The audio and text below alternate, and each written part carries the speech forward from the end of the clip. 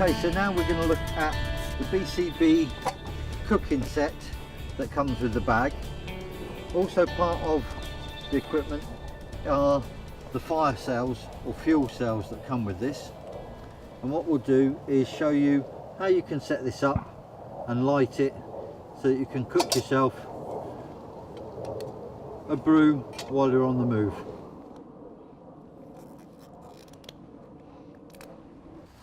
Okay, so what we're going to do is use the BCB cooking set so that we can make a brew while we're on the move. We've got the water bottle and the cup with the cooking compartment in the bottom. We use the Fire Dragon fuel cell, which you peel off the top, pop out the plastic and place inside. And then we can use our Webtex fire steel to light the Fire Dragon, like so. Once that's lit, fold the piece across the top, sit your mug on top, and then have your required amount of water that you want so you can make yourself and others a nice hot drink.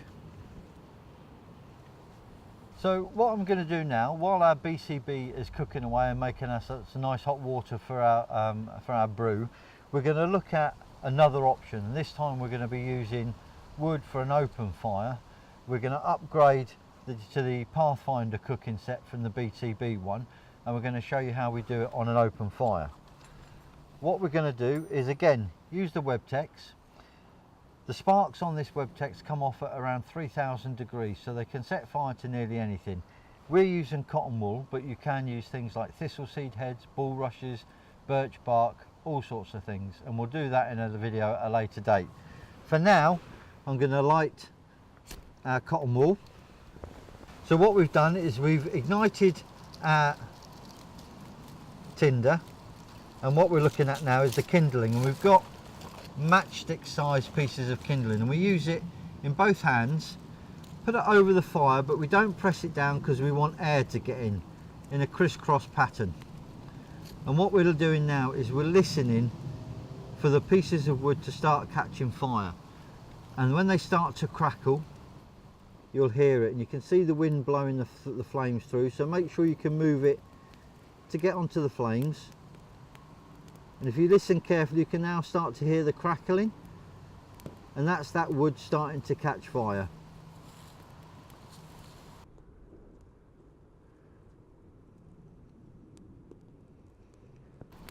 And because we've got a nice wind here, I can leave that there. If I need to, because they're a decent length, I can pick them up and let the wind back in there and then press them down inside it again.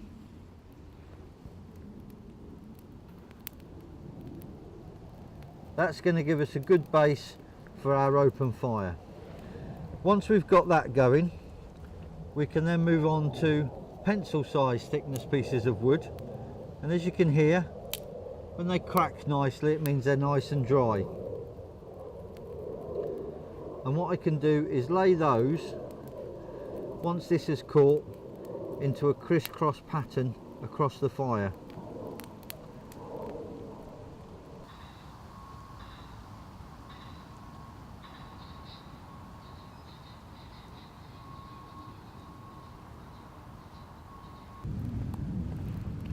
While that's going, I'm just going to show you one of the pieces of wood that we did earlier, and a little thing that you can do just to assist it.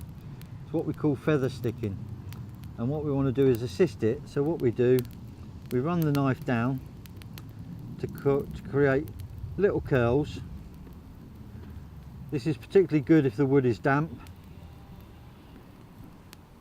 You can put that on, and you can see that's the piece that's been processed. You would keep doing that. You put that on top, and then that's going to catch fire, and then you can put that on the fire as well.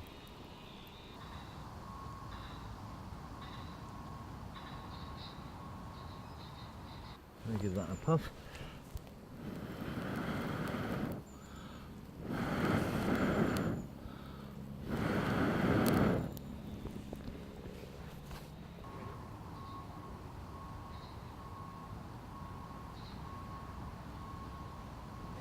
while that gets going, I'm going to put my collapsible cooking piece over the top.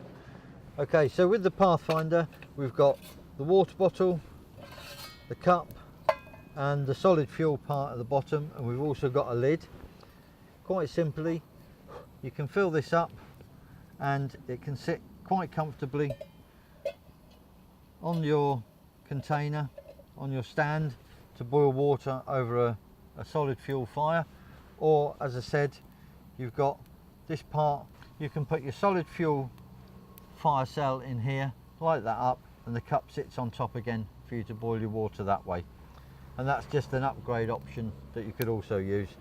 Obviously, with an open fire, make sure you've cleared the area beforehand.